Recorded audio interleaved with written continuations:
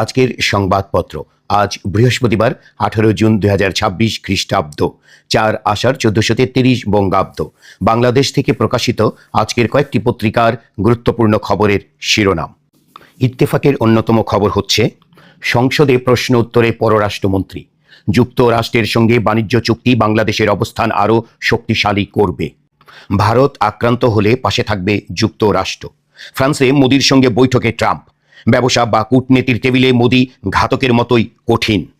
মরদেহের পাশে বিষের বোতল, পিঠে ও ঘাড়ে আঘাতের চিহ্ন। চট্টগ্রামের রাউজানে আরও এক অস্বাভাবিক মৃত্যু। মিরপুরে ফ্ল্যাটে নার্সিং শিক্ষার্থীর অর্ধগলিত লাশ, স্বামীকে খুঁজছে পুলিশ।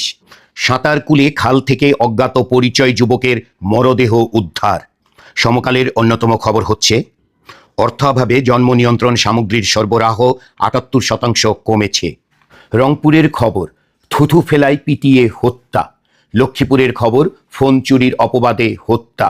গাইবান্ধার খবর, কিশোরকে পুকুরে চুবিয়ে হত্যা। যশোরের নোয়াপাড়ার খবর, যুবককে পিটিয়ে কুপিয়ে খুন। ময়মনসিংহের খবর, স্বামীকে বেঁধে রেখে স্ত্রীকে দলবদ্ধ ধর্ষণ।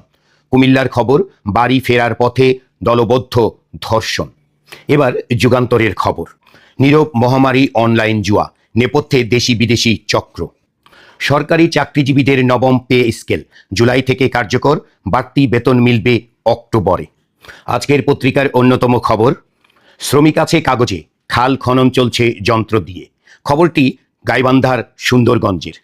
আমার দেশের অন্যতম খবর, জকিগঞ্জ সীমান্তে বাংলাদেশি যুবককে গুলি করে হত্যার পর লাশ গুমের অভিযোগ। হামে আরও 4 শিশুর মৃত্যু, নতুন আক্রান্ত 1077 জন। বিদ্যুতে আলোকিত ভোলা, 1 যুগ পর ফের অন্ধকারে। 34 মেগাওয়াট রেন্টাল পাওয়ার প্ল্যান্ট বন্ধ। বাংলাদেশ মিয়ানমার সীমান্তে 28 কিলোমিটার জুড়ে মাইন আতঙ্ক। এই ছিল আজকের সংবাদপত্রের প্রধান খবর। আমাদের এই চ্যানেলটির সাথে থাকতে হলে ফেসবুকে চ্যানেলটি ফলো করুন এবং ইউটিউবে চ্যানেলটি সাবস্ক্রাইব করুন। সকলকে ধন্যবাদ।